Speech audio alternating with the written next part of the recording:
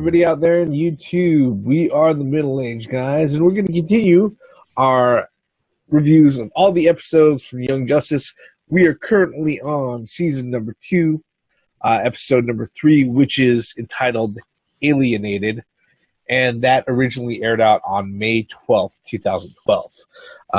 Let's go ahead and introduce ourselves. I am the Reverend. The Theme here. And I'm Grey Mouse 1. Okay, like we do with all of our reviews and everything else, with these particular episodes, they're almost 6 years old. So, spoiler warnings, I guess. We're not going to sit there and steer away from any of that stuff for the fact that during our review, we're going to talk about 3 particular talking points. After I do a quick synopsis, we're going to talk about what we liked in the episode, what we didn't like in the episode, or if there was any details that we'd like to change, what they might be. And then thirdly, what sort of setup or reference we happen to see within the episode that we know is going to work toward a future storyline or something, another episode that's coming down the pike. All right. All of this is an effort for the fact that, thankfully, season 3 is supposed to be coming to the public sometime this year via the DC Direct digital service, which unfortunately I don't think any of us have any information on. All right, and if we do get some information on, we'll definitely be forwarding that on to all the fans and anybody else who pays attention to these particular reviews. But enough of that. Let me just go ahead and jump into the synopsis. All right, this particular episode continues right where the Earthling episode finishes up. We have the Zeta team of Miss Martian, Superboy, and Beast Boy showing back up at the Hall of Justice, actually at the Watchtower. All right, they're Zetaing back to the Watchtower, and while they're there, they run into Green Lantern, John Stewart, Wonder Woman, and Captain Atom, and they go ahead and they briefly explain the whole situation, all the information that they had found on Ranagar, that they had they disabled the Zeta platforms that were there. They drove the Krolatians off the planet there, and that during the time that they were there, they found out, okay, this is exactly what the Justice League, or at least the Core 6 members of the Justice League, did 5 years ago during the 16 hours that they were were under control from Vandal Savage. Pretty much, like I said before in the previous video, they were on a 16-hour rampage where they were proclaiming loudly to anybody who was within earshot, "We are the Justice League. We are from Earth. All right, don't fuck with the Justice League." And they did it. Apparently, they were very thorough about it because, as they were explained, they did it in multiple alien languages, so anybody who was around could go ahead and understand what was going on. Apparently, that particular rampage is actually the thing that attracted the Krolatians to Earth, because they found out, hey, look, they have meta beings at Earth, which means they must have technology or something else that we can go ahead and we can steal. So that's what attracted the Krolatians to Earth. During that time, after they explain everything, when the Zeta team continues on to go ahead and talk to Martian Manhunter and Batman, pretty much to go ahead and finish debriefing of the whole situation and everything, we see that Martian Manhunter, he is sitting with the Krolatian in an interrogation chamber, and according to Batman, Martian Manhunter has been in there for the past 3 days trying to get information out of the Krolatian. All right, where around 7 minutes into the episode, Miss Martian's eyes starts to glow as she looks at the Krolatian. The Krolatian turns to look at the one-way mirror, and around 7 minutes, he gets really, really twitchy and starts drooling all over himself. At around 7 minutes and 12 seconds into the episode, we have the first instance of constipated Superboy showing up on screen. So, obviously, what happens is that Miss Martian, she literally steps in front of her uncle's work. She rips all the information out of the Krolatian's mind, and she says, look, according to what's going on, the rest of the Krolatians are scrambling to go ahead and meet up with their partner, to finish building a ship to get off of the planet and they are located on Molina Island. Out someplace in the in like the Caribbean or something like that. Okay, so what happens is that the Justice League and the team members, they go out on a reconnaissance mission to Molina Island to find out exactly what's going on with the Krolotans and who they happen to be dealing with. All right, it ends up that the folks that the Krolotans are working with are the Black Manta Corps, and that the Black Manta Corps is there to go ahead and help the Krolotans finish their ship so that they can escape Earth. All right, now the platoon or the troop of the Black Manta Corps that are there are apparently under the command of one Aqualad. Okay, and this particular episode, we find out that Aqualad turns out that he decided to go ahead and join up with his dad because he found out that Black Manta is his actual father, and that apparently something over the last 5 years happened where Tula has died during a mission, and that completely soured him as being a part of the team. Okay, a whole battle ensues where basically it ends up that during the time that they're trying to go ahead and capture the Krolotans and everything else, they learn from Aqualad that the whole island or the base where they're at is wired to explode with an alien bomb, and that they only have a few minutes to go ahead and escape. Majority of the team makes it out there with Superman. He's trying to convince Krolotans to get into their ship so that he could fly them all out of there to safety. That doesn't happen, though, because the Krolotans don't trust the dirty Earthlings at all. And during the time that they're arguing, the bomb goes off, and it completely vaporizes the whole of the Molina Island. And that's pretty much where we leave off, with Black Manta showing up. Well, Aqualad showing up in front of Black Manta after successfully escaping, and Black Manta then also convening with some very familiar people, all the members of the Light, and it turns out that it seems that his efforts have gone recognized long enough where they are now accepting him into the ranks of the Light. And that's pretty much where everything leaves off. I know there was a little thing where a little side note with Bibble, all right, and they're still trying to go ahead and chase down Krolotans who are posing as humans, but that's something that we'll probably get to when we start talking in deeper detail here. All right, so let's go ahead and let's cover our first part that we always do. What did you like about the episode, guys? Floor is open. They need to do this more. They need to do this in a movie. They need to do this in animation. They need to have some stories where this that needs to constantly happen. I'm talking about the Bat family.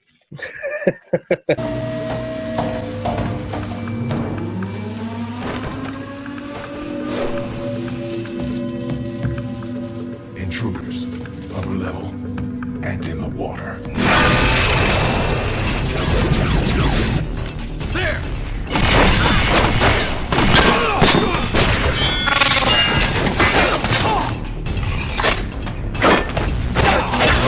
Look, when the Bat family was all four of them, Batman, Robin, Nightwing, Batgirl, when they were a part of this and doing what they're doing, and I'm like, these motherfuckers don't stand a chance if they got this Bat family there.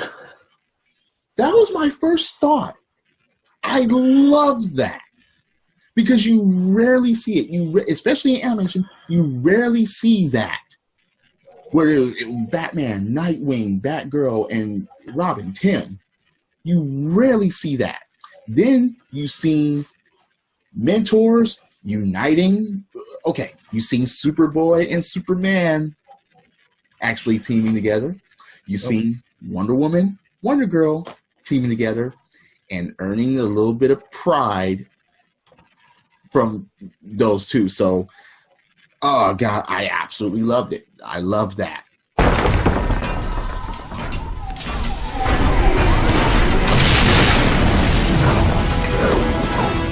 Nice aim. X-ray vision. I cheat. Superman, triple combo over here.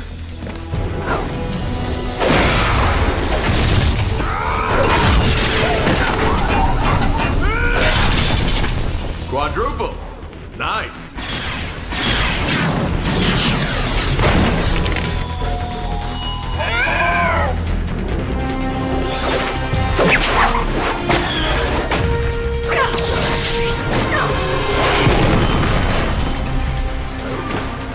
That was amazing! You just whoosh and then bang! Little less fangirl, little more Wonder Girl. Right, sorry.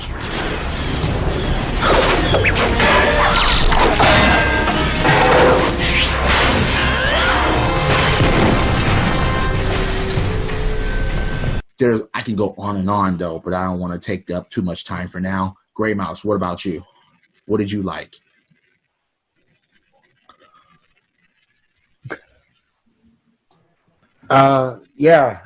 This episode was great.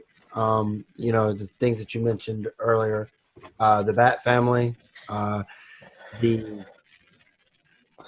the brother with Superman and Superboy, the brother thing was pretty cool.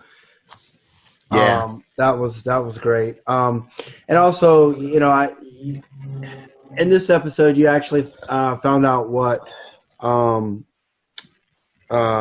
can't even remember his name right now. Aqualad. Yeah, thank you. You found out what Aqualad's been doing for the last 5 years, and what actually set him off the edge, or sent him off the edge. It looks like that Aquaman felt guilty about it. So it was my own doing that I kept that from you, type thing. So there's a lot of dialogue actually was in this. So yeah. Yep. I would have to say personally for me, this is another real fast moving episode. This would be another one of those episodes, like we said before, I would have to get to my cereal quick if this was a Saturday morning cartoon, because otherwise I wouldn't be able to get to any of that stuff until like the very, very end. All right. Because they pretty much opened up with an action sequence when they first went ahead and they had Blue Beetle and Bumblebee going after the Krolitan who was posing as Bibble.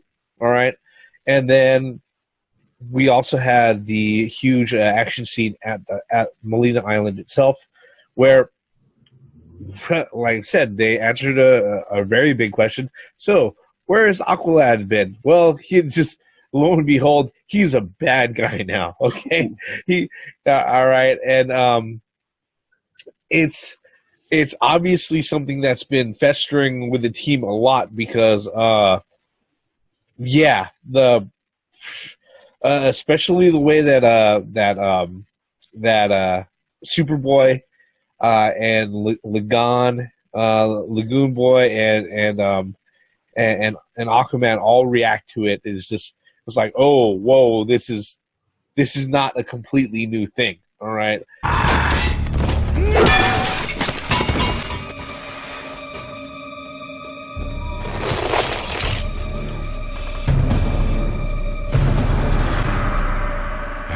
Believed Nightwing until this moment. You did not want to believe. None of us wanted to believe this. How could you betray us? You dare question me? After all of you let Tula die! Calder, that was a mission. Aquagirl knew the risks. No one wanted her. Neptune's beard! Don't coddle this traitor. He has joined forces with our king's greatest enemy. Do you mean the king who hid from me the true identity of my father? That was my error in judgment, Calderon. No one else needs suffer for it. All will suffer if Black Manta demands it. Blood is thicker than seawater.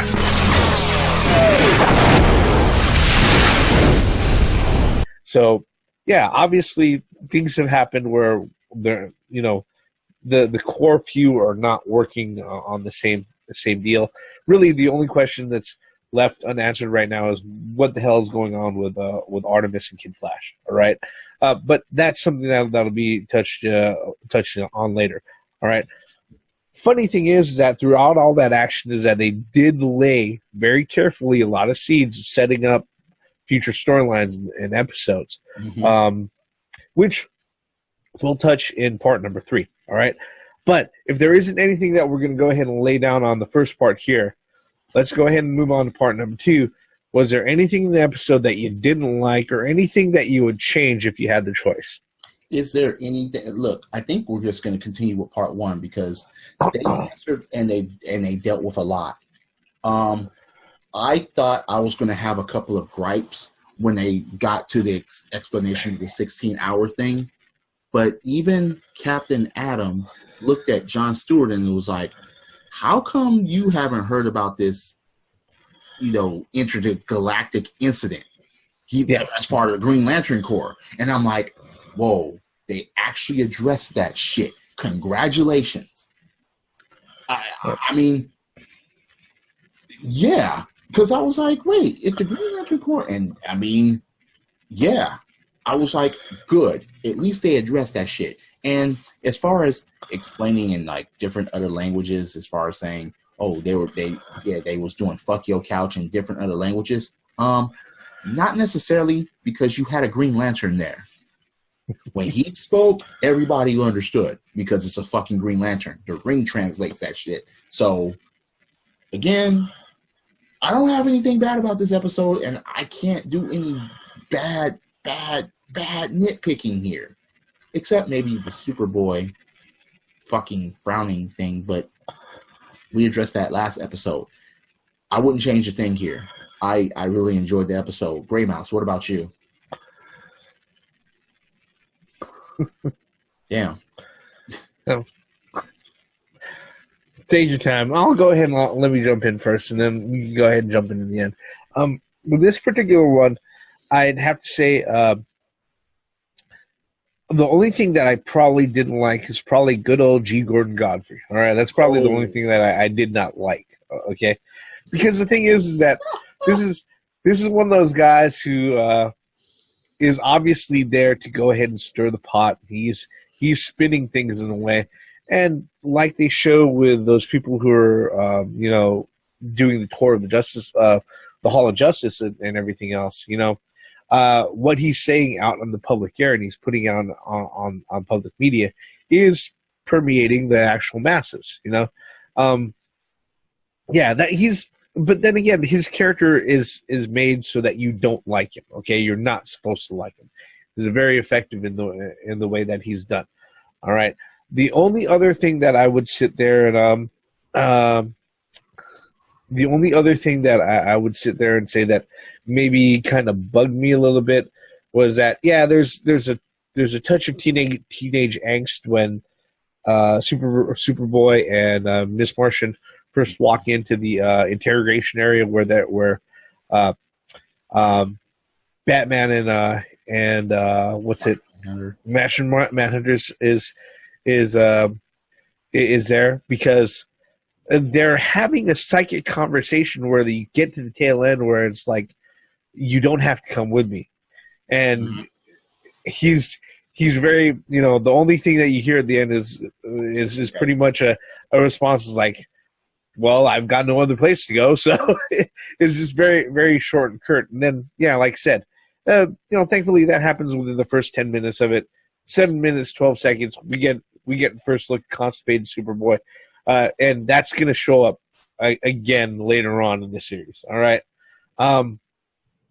The only other thing that I would say that kind of stuck out to me as something not bad but just kind of odd was that according to Kryptonian naming conventions and everything, Connor is now Con-El. Con-El. Yeah, Con-El. All right, which okay, it's fine, it fits and everything else. The only problem is that if you ask me, it sounds like a hair product. But that's pretty much it. Grey Mouse, what about you, sir?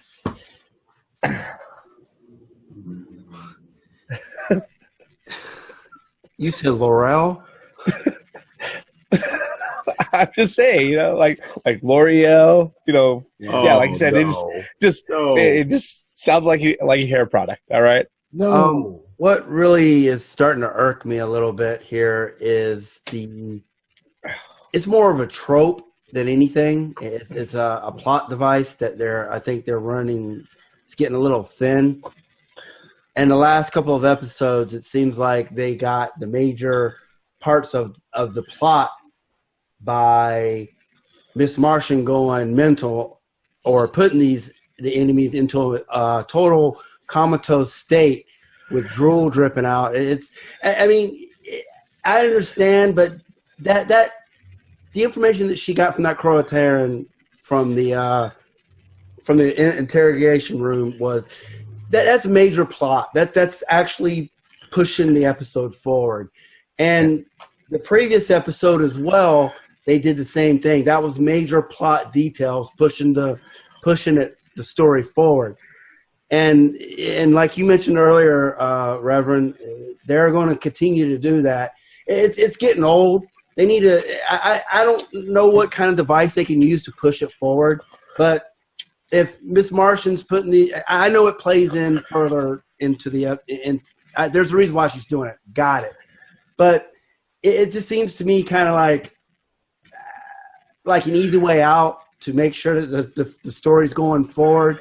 Oh, let's just have Miss Martian draw the information out of the enemy.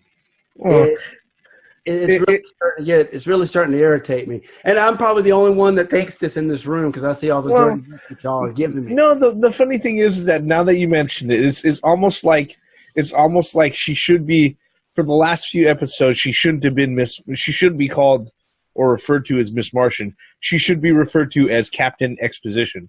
Because literally, she'll take 3 or 4 minutes to go ahead and set everything up and lay out all the exposition for everything else. It's really getting old. I mean, this is the third time that she did that, and I understand the writers. And see, I'm pulling out. I'm getting out of the episode here. I'm looking at it at a different standpoint.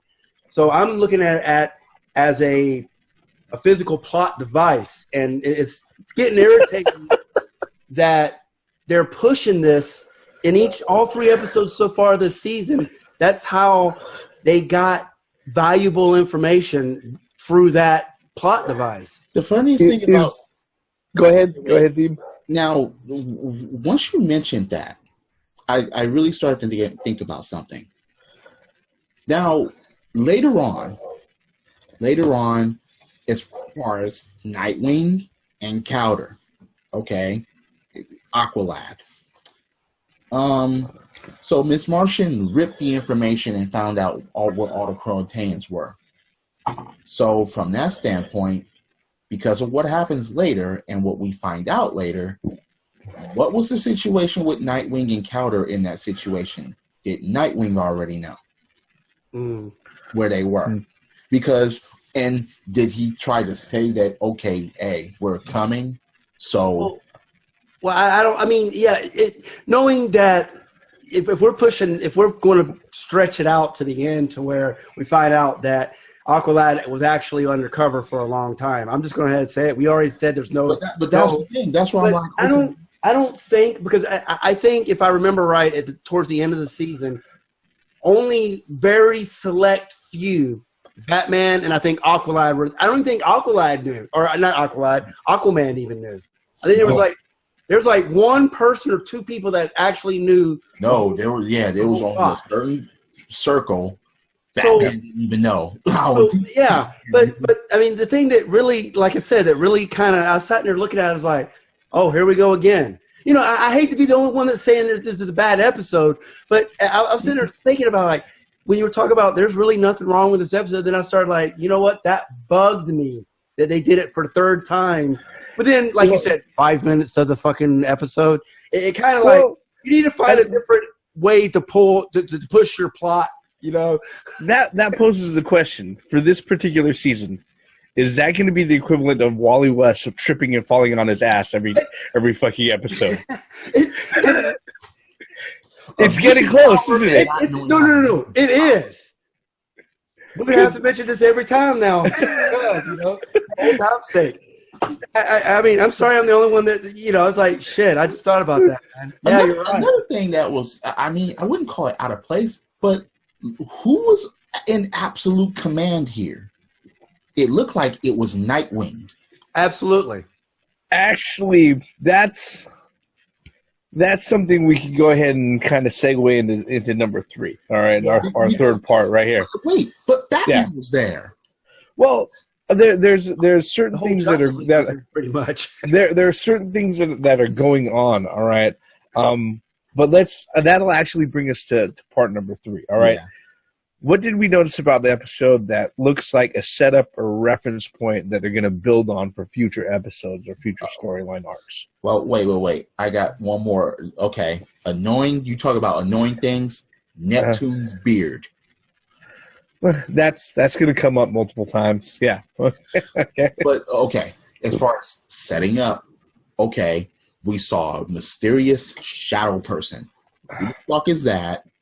And what are they doing there? And whose side are they on? Because I guess they're the one that called Aquaman Manta, by the way. Mm-hmm. That was interesting to me. And I was like, oh, okay. What, is he Little Manta? Is he Cowder Manta? But anyway, a shadow figure, that's interesting. And it's partner right now. Yeah. No names. No image, just partner. Yep. Brave Mouse, what about you? Well, if I can quit coughing, maybe I could get something out. The whole Aqualad thing, obviously, and then I would also say we'll find out what happened to Ocean Master as well. I don't know if y'all forgot about that, because that was said at the very end, towards the end, and the only reason why I remember that is because I watched it before we did this, and I was like, wait, Ocean Master, what? Yeah, but do we ever find out what happened to Ocean Master? Because he was a part of the light, and now he's out, and Black Manta's in. I think they mention it in passing a little later. When it starts to get into the focus of Black Manta and Aqualad, and I think it's in that one of these future episodes. I mean, I could be wrong. Another thing that I want to bring up too, the Bibble scene at the beginning. It's funny how Bibble, the Croatian Bibble, took off as soon as he saw one person. So that was interesting. Because there was no words. He saw, he recognized, and that motherfucker bolted. He was gone. Sit anywhere, kids.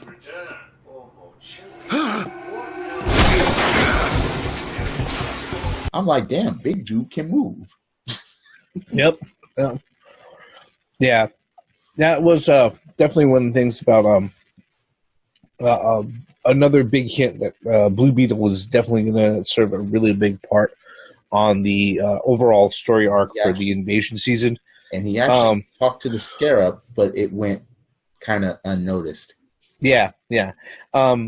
I think the other things that we have as very obvious setups for things like that, Black Manta being accepted into the light, where they did mention, you will be taking the place of the disgraced Ocean Master, all right? Where, we really don't know what's going on with him, all right? Now, one of the more obvious pieces of foreshadowing was that the core 6 members of the Justice League decide to go ahead and actually leave to Rimbor, all right? Okay, actually, that'll bring me back to point number 2. Okay, knowing Batman, all right, and knowing what he said in the Justice League when all of the Justice League members say, "Hey, why don't we just go ahead and throw ourselves on the mercy of the World Court?" Batman would have said, "Fuck y'all, you guys could go ahead and do this. I'm not doing this." All right, but he decides to go ahead and go with them to Rimbor. All right, maybe because there's greater galactic, consequences that are on the line here. But I thought that was a little bit out of place, especially since a lot of this does fall in line with how the Justice League and Justice League Unlimited has been, laid out and written previously, Mm-hmm. But when he leaves, he sits there and he tells the rest of the that family, Nightwing, Robin, Tim Drake, and Batgirl. He's like, I fear the more dangerous mission is actually going to be left to you here on Earth. Okay, so it's just point blank foreshadowing. All right, that even though these guys are going to be gone, whatever happens is not going to stop occurring. That it's going to be up to Robin and everybody else who's actually left on Earth to go ahead and hold things down. Yeah. Nightwing, especially. All right. And that, with that particular one, it kind of, one of the other things that I'd have to say that, just to interject go back a little bit, it kind of also reflects that over the past 5 years that Batman has come to the point where Dick Grayson Nightwing is not just a sidekick. All right. He's obviously recognized that he's a capable leader in his own right, because the thing is that when Nightwing sits there and says, I have a bomb here. We have less than 2 minutes. It's alien tech. I cannot disarm it. He's like, everybody has to leave now. When Aqua, Lagoon Boy and Wonder Girl are trying to go ahead and stop Black Manta Flyer, Batman steps in right there. He says, no, abort that. We have to all leave. He said, you heard Nightwing. Yeah. Move. Yep, we have to go. So he knows that, as far as it goes, yes, this is my first and most capable protege. So it's one of the things that kind of reflects on all of that. All right. But, I don't want to risk going ahead and rambling on, especially over the next 5 minutes, because that's all that we have left. All right. Let's go ahead and wrap this one up like we normally do. On a scale of yay, nay, or meh, what are your final thoughts on this particular episode? A yay, especially a yay from me. Come on, WB, please. Okay, more begging from the theme, all right? A Bat Family movie, animated, please. Superman and Superboy, come on. Do that shit. And do it correctly. I would love to see some shit like that. But this story and the progression of everything, yeah, gets a yay from me. Gray Mouse, what about you? It gets a yay for me too, other than that little nitpick that I had earlier. This was a fantastically fun episode. It was because actually you saw a lot of the superheroes out. I mean, it was like all hold or no holds barred on this one. You saw everybody. You saw Blue Beetle, the Bat Family, Superboy, Lagoon. You saw everybody almost. Mm-hmm. And everybody had an active role, not just standing in the background as background decoration or anything. It seemed like you saw individual fights with each individual. So, yeah, it's definitely a yay for me. Or teaming up. Or them teaming up. Yeah. Or in sequence or something. Yeah. Yeah, it was a great episode. It really was. Yep. This particular one is a yay for me also. This one, like I said, just like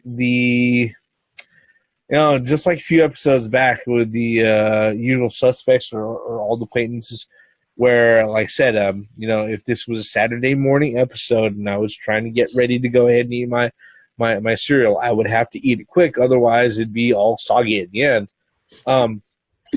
This particular episode moves really quick. And it has a lot of people showing up. A lot of people, they're not just showing up to go ahead and be on screen. They have an actual purpose to be there. Like you guys said, they're actually doing things. What I love about these particular reviews, like I said, I really wouldn't have picked up on the whole, hey, Miss Martian is, she doubles as Captain Exposition, for the majority of these episodes. I really wouldn't have picked that up until Grey Mouse actually mentioned anything about it. So that brings the question whether or not that's going to be, the whole Wally trips over his feet type thing for this particular season. All right. But we'll see. Regardless, that's never went ahead and strayed me away from a yay on any of those previous episodes. All right. So, like I said, for us, with this particular episode, yays all around. This is definitely one that we've enjoyed thoroughly. All right. Even with all the little nitpicks. But, like we always say, what we would like to know, folks, is that if you've watched the third episode of season number 2 of Young Justice, what do you think about it? You can leave us a comment below. Tell us what you think about the episode.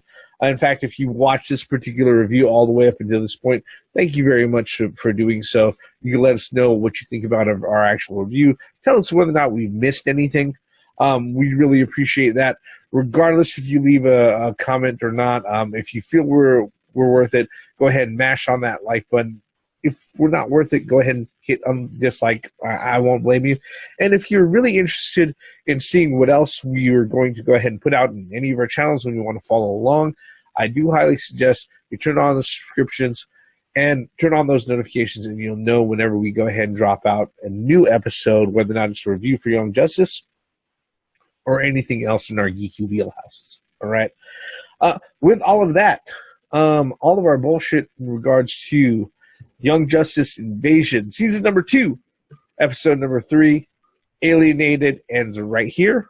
I am the Reverend. The theme here. You guys, I'm Gray Mouse 1. All forms of entertainment has the right to exist, even if you don't like it. What happened to you, Gray Mouse? Oh, yeah. More Bat Family, please. Credits.